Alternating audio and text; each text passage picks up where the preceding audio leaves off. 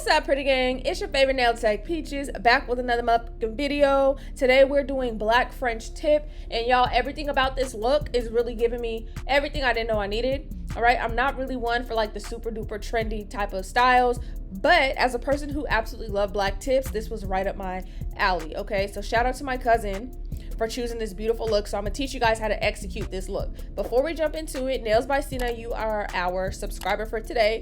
You guys make sure your subscription is turned on, your notifications is turned on, because it's spooky season, it's holiday season. Y'all don't want to miss out on nothing, because when I tell you I'm gonna come correct, I'm gonna come correct and then some. All right, first things first, we're gonna go ahead and prime with Young Nails protein bonds, because I'm a Young Nails girl through and through. We're doing 2 coats because that's what Young Nails say to do.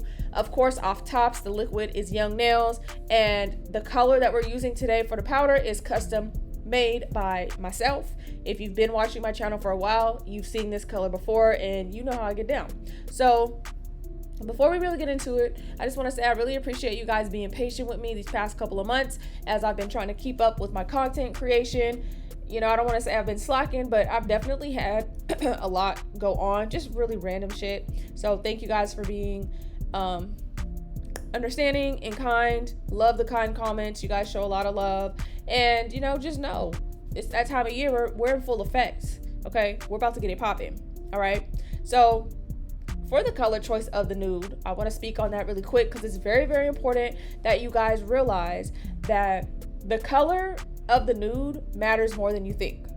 So realistically, when you're doing French tip, the nude is supposed to represent, you know, the natural nail color. It's usually a really natural color for, you know, the skin tone, some sort of nude. But the thing about it is, I personally think about it as this: you still want your tip color to contrast from the base color.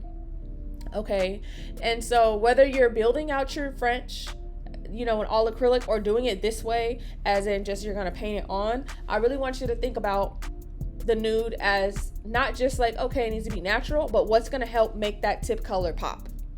So when you're thinking about that, you need to understand the color theory, and understanding that, you need to realize, okay, not only are you thinking about it in terms of what color fits the skin tone best, but also what like undertone of that color that you chose fits the tip color best, if that makes sense. So in this case, I decided not to build it out because my cousin has really, really small nail beds. So it's honestly really easy and quick to go ahead and just slap the cut. Well, I don't want to say slap it on now. Don't do that. You still want it to look nice.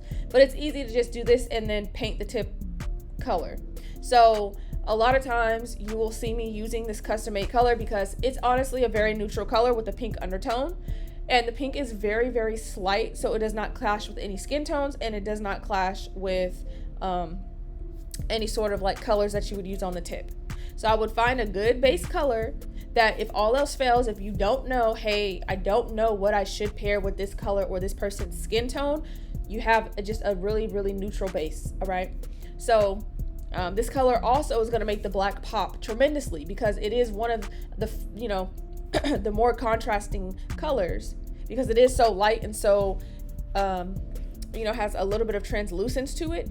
That black is going to stand the freak out, and honestly, it just makes for an amazing overall look. I will go into detail about the black color that I use because honestly, I'm so in love with that particular brand when it comes to their white and their black. Haven't used their actual colors yet, but I may look more into that, to be honest with you, because yeah, it's like, it's there, it's up there. Okay, so what was I saying? Okay, yeah, so I opted out of building it acrylic French. She's got small nails. I just didn't feel like taking my time to like do all that. If you're not comfortable with working on smaller nail sizes, because my cousin, her pinky is a 10, which is the smallest you can go, and her thumb is about a 3, which normally, like in like standard nail sizes, I guess if you want to say, y'all, the door is about to shut. Basically a 3 could normally fit somebody's middle or ring finger. Like typically that's what a 3 is used for.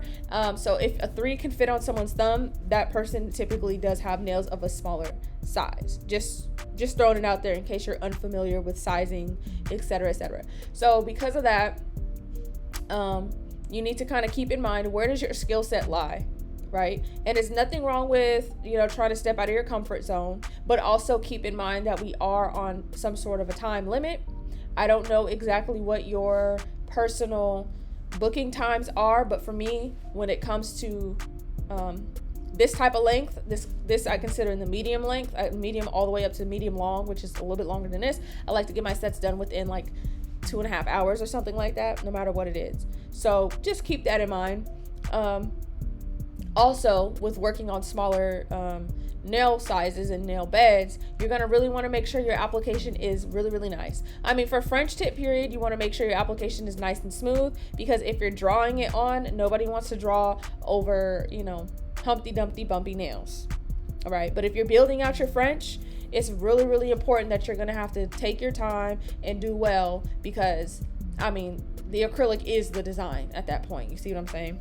So just a little bit of advice there for you guys when it comes to French tip and things of that nature. I will be showing shaping in this video because I feel like it's important that you guys kind of see the process start to end, because I am talking about like executing this particular look, and we can't execute a look if the shape ain't sharp. You see what I'm saying? So this whole look is really, really dependent on the, okay, I'm sorry, how someone canceled their appointment, but then also, okay, I see, I understand. All right, sorry y'all, I'm at work. Okay, I gotta get this done quickly. Yeah, so when it comes to executing a set, it's gonna come down, always come down to not only the shape, but making sure that the structure is nice and the design is secondary. So I don't want to say like secondary as in like, oh, it's just an afterthought, but secondary as in you need to make sure everything is like right and tight before you go ahead and just slap a design on. Because if all else fails, there's people out there, they honestly don't know what a really nice French tip is. So, I mean, you could kind of get away with doing like a half-assed tip as long as the shape is all the way together. Like, it's sad to say, but it is what it is. Like, honestly, I wouldn't say go out of your way to do that, but I'm just saying if you're not the best at French tips, but your shaping is there, somebody will still be happy, but still strive to have all the elements together, if that makes sense. Yeah. So here we are on the thumb. I'm going ahead and doing application. I feel like application time total probably took me like 18 minutes or something like that. It was pretty quick. I always suggest people, like, when it comes to basic sets, try to keep your application time within like 30 minutes. That leaves wiggle room for, in case you're a person that takes like 15 minutes per hand, it leaves wiggle room for length, shape, a lot of different things. But you should be able to fly through basic sets, because I don't care what nobody say, basic sets are the foundation for everything. So once you get really good at doing basic sets, you're good to go. All right. So now we're on to shaping. And this part, right, because now that we got our application done, we kept close to the shape of the tip that we already established. Shaping is going to be a breeze. And because it's French tip, we want to make sure we are as shaped as we can get. All right. I always recommend square for Frenchies, because honestly, you get the best result in your French tip. Like, okay. Basically, square has the most surface area, so you'll be able to see the most color of the tip. That's what I'm trying to say. Once you start getting into like coffins and stilettos and things like that, the tip is a lot skinnier, so a lot of times it kind of confuses people on how to place the French. So you'll see a lot more I don't want to sound rude or mean or anything like that, but like you'll see a lot more like poorly done French tips on other shapes, but you'll see some really, really well done ones on square. And that's not to speak to anybody's like level of skill. It's just like getting into those type of shapes is like it's very easy to make mistakes. If your coffin is not fully straight and center, then sometimes that can your French tip can look a little off, or it just, yeah, a lot of times it kind of gives, you remember at the nail shops how they just kind of like, they don't even drag the French up on the sides, they kind of just draw that little half the tip. Yeah, that's what I mean. That's kind of the look it can give off. You have to kind of really practice when it comes to that. So like I said, that's not to speak to anybody's skill level. That's just those type of shapes are already so doggone slim that slapping a French on top is just kind of, it just don't always look the best. That's just my personal opinion. So that's another thing to keep into consideration if you've been struggling with French, or if you've been noticing that you want to improve but it's just not happening. If you have clients that are so into coffin or stiletto or whatever, you know, ask for a nail model to do square. A lot easier to work on, and you might actually realize that, hey, I can be good at this. It's just those shapes are harder to work on. That's it, and that's all. Okay, so like I said, we are going to make sure that we go ahead and get this shape all the way together. In a second, I'm going to show you guys how I go ahead and like enhance the C curve, which is the tip area. And we're gonna make sure that everything is just like nicely smooth, a really nice surface. And you guys can see the structure of these nails and everything like that is very, very impeccable.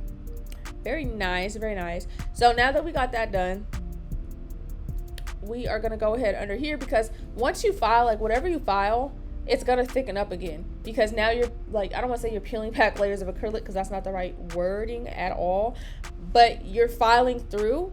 So whatever it is that you've thinned out at the tip, you didn't thin that out throughout the whole nail. You see what I'm saying? So once you kind of like file against it, it's going back to its original thickness, if that makes sense. So this is why I do that, because I don't actually prefer like a thickness on the tips. And then I just do like a once over to make sure everything is together like what it should be.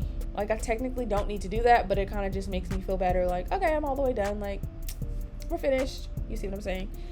So let me see. It's 11:23. My next client comes at 11:35.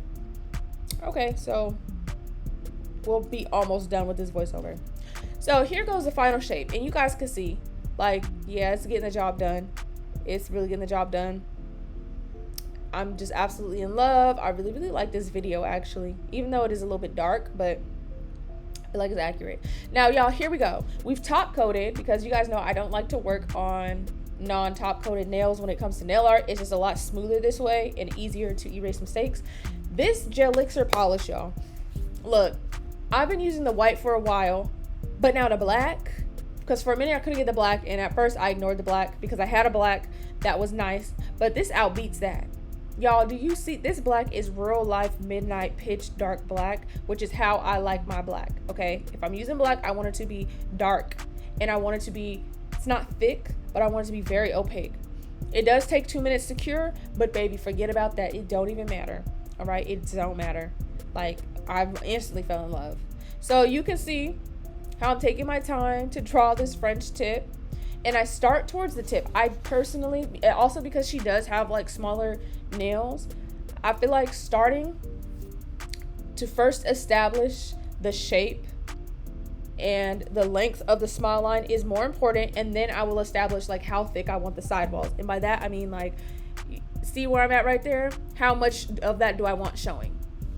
Because I feel like when it comes to smaller nails, I don't want to say the less you show the better, but you really just don't want to have it really thick up there with a lot of polish, because then it just sometimes can show how small their nails are, and sometimes it just looks a little odd.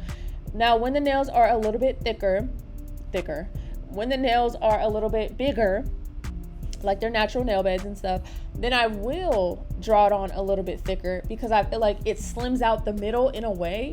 And since the nude is supposed to represent your natural nail color, the natural nail bed, you know, with the smile line, it kind of gives the illusion of a slimmer nail in a way.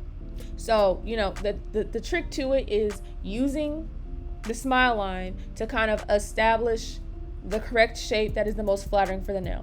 I do see sometimes people do it a little bit too round and short, but really what you want to do is have like a sweet spot, and everyone's sweet spot is different. So basically I have like a standard length that I typically like to do, and I will kind of play with the shape based on their natural nail shape, like the shape of like the extension. So you guys know every time you shape someone's nails, it's like unique to them because it has to fit them. So that's what I mean.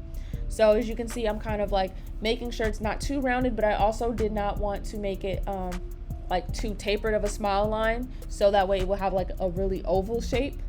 So I wanted to kind of keep just a standard, like sort of like straight down shape, more of like less of an egg type oval and more of just like a rounded type oval, if that makes sense. I know it's a lot to take in and think about. Yeah, and really just making sure you have the right brush that works for you. I personally like brushes this size. I specifically only exclusively use this brush, and I'm actually kind of sad because I came into work today and it's kind of it's, yeah, okay, I don't want to make myself too irritated, but yeah. So here we go again with the next one, and I will tell you guys in a couple minutes I do have to go, so probably after this client I'll come back and say a few last words, or whatever the case may be for like the last, you know, the ending of it, just so you guys are aware. I mean, I guess technically I didn't have to say nothing, and I could have just picked up where I left off, and you guys would have never known that like I took my next client, but y'all know I'm an oversharer, so I guess whatever.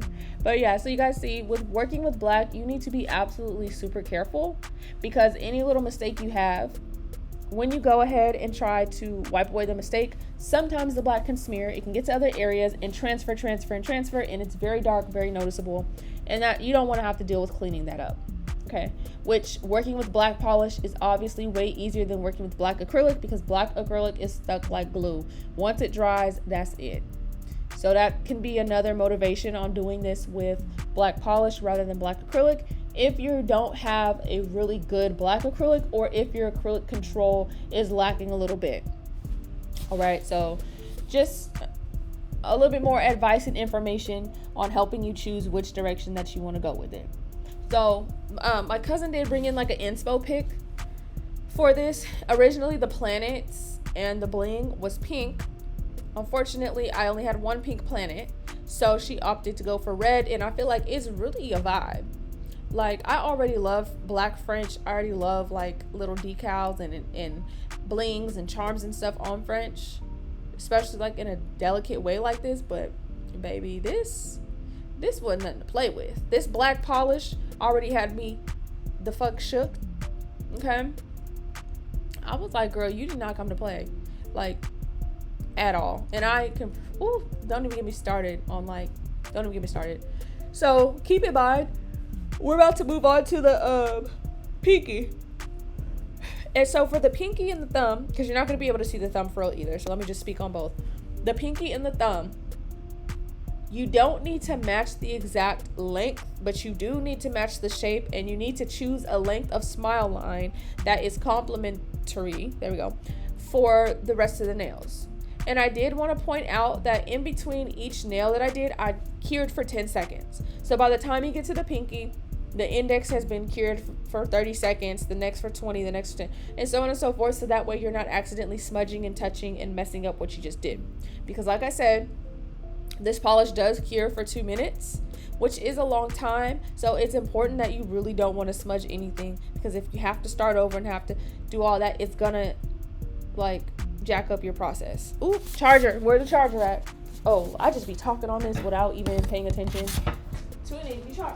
So yeah, basically, like I said, for the pinky and the thumb, you want to make sure that the length is complementary with the other smile lines, because you do not want to sit up here and be like, okay, the other ones are really long, I'm going to match the length exactly to that. No. How you want to do it is, you either want to focus on, do you want a similar length smile line and be okay with having maybe a little bit more or less of the tip color, or do you want to focus on having the same amount of the tip color? That's what I kind of think about when I'm doing these type of looks. So for me personally, I focus more on the actual nude part. So I prefer having a similar shape and size of the nude part rather than trying to match exactly how much of the tip is colored in, if that makes sense. It will make it so much easier on you when you think about it like that, because then it kind of takes the pressure off of, well, how do I do this? So you see, so there may be a little bit less of the tip colored in, and I think when I went ahead and did my second coat, I adjusted it a little bit, because I adjusted some of the shapes once I did the second hand. And I kind of was like, okay, that's fine. So you have wiggle room with the polish, which is a good thing. Because once you do your first layer, you're going to go over with a second layer. I used to not, but then I realized, no, I actually like doing the second coat. But you're going to be able to use the second coat to adjust any little things to your liking even more. So after we do the second layer, we top coat, we are going to go ahead and slightly reshape, make sure there's no polish within the sidewalls or on the skin. That's what I'm doing. And then making sure the tip is nice and sharp, because by this point, we've got a layer of top coat that we initially did. We've got 2 layers of black, and then we've got another layer of top coat. And we still are going to have another layer of top coat because I personally top coat around my bling and charms. But I'm assuming if you use bling gel instead of like a glue, you're probably not going to do that. I don't know. Everyone's process is different, but this is what ensures that all of my designs, all of my bling, everything stays for two weeks. Girl, please. 4 or 5 weeks. So look at y'all, just look at the way the structure and the shape is given. Everything's nice and smooth. Everything's looking really, really good. We're ready for the bling and the charms. We're going to do this hand. I'm going to let you watch me shape up this hand, and then I'm going to come back because I got to go to work. So you didn't even get to watch. I talked all the way through it. I'll be right back. All right, I just finished my client, and so now I'm back, and we're ready for the charms. Now, when you're doing charms like I do, I use nail glue. You're going to need to buff the surface, which is why I top coat over what I just did before I go back in with the charms, because glue do not stick. The door's going to shut. Glue don't stick to slick surfaces. So I kind of need to buff out that top coat a little bit so it has something to stick to, and I realized this is like the best method for me personally. Okay. Here we go again. But if you're a person that uses like gel, like bling gel, diamond gel, however you want to call it, you're not going to need to do that step. Okay. So I'm picking out the planets. I don't know what else I was looking for. Maybe another pink one, because as you can see in there, I only have one pink one. So that's what made it switch to red. So I picked out the planets, and I'm getting ready to apply them. And I thought she just wanted the planets. I didn't think she wanted all the little bling. So whatever charms or bling they want, make sure you kind of just go through in whatever like places that you want it at and buff those areas. That's why I just use the drill, because you can put it on heck of light, few swipes across, and it'll be buffed enough. Okay, you just want to barely scratch the surface. We do not want to go through to the color, the nail art, whatever it is you got underneath. Okay, so so you're gonna see me do this. I'm gonna spray it because I don't want it moving around hella, because I only buffed that one area for it to initially be able to stick. Right after that, any other part of the nail still is top coated, so that's why I use glue dry spray. It can be tricky because you don't want to, like, it's a method. Everything is a method, and I don't want to just say like, products are the reason why things work, because it's really not. It's really about how you use them, because all my stuff is cheap, so just keep that in mind. Like I said, it's Mia Secret glue. The glue spray is Mia Secret. You can use other brands and get way bigger bottles. I stick to this because I like how it sprays out. It's not like a hairspray can. Just kind of look into the method that you like to use. This is what I use when I'm putting charms on top coat. Okay. So the next clip is basically going to be me putting on the little tiny jewels, and really, there's not really much to it. I would say with French tip, because we are putting it in the smile line, like at the very tip, you're going to want to play with placement, or I guess not really play around with it, because if it's stuck, it's stuck. But you're going to want to kind of, when you glue it down, you're going to want to move it a little bit, so that way, that's what I mean by play with placement. Like, don't let it get all the way dry, but figure out exactly how far down or how up you want it. Because the thing is, when you're doing designs like this with French tip, like with the bling, you're not going to want it to be too below the smile line. Otherwise, it's not going to, you don't want to see the smile line and then the bling. You want the bling to be placed literally smack in the middle. So that way everything is nice and balanced, if that makes sense. And it won't interrupt the shape of the smile line. But for this, I am basically using red. Now, The colors are Swarovskis. Most of the colors I have in here, because they're old. The rest of my bling is not Swarovski, and you can see it's hidden. So don't be caught up in that you need Swarovskis, because you don't. There's plenty of like random brands called like Prestige and things like that. Just, you can Google it and figure it out. I am using like ABCM, it's spelled SIAM with the red. And choose the size of bling that you feel like best suits your client's nails or what they're going for. I opted, this size is probably like closer to like a 5 to 7 size. It's not too small, but not too big. It fits just nicely. And again, if you need to go a little smaller for the pinky and a little bigger for the thumb, just to keep up that proportionate look, that's fine. In this particular case, I did all 10 the same exact size. And of course, we're going to spray them with glue dry, and then we're gonna go ahead and top coat once again. And honestly, you guys, that's it and that's all. I hope you guys enjoyed this video. Here is the final look. Thank you guys once again for being patient with me as I have been maneuvering all these random ass things going on in my life. Yeah, don't forget to subscribe, and as always, I'll see you guys in the next one.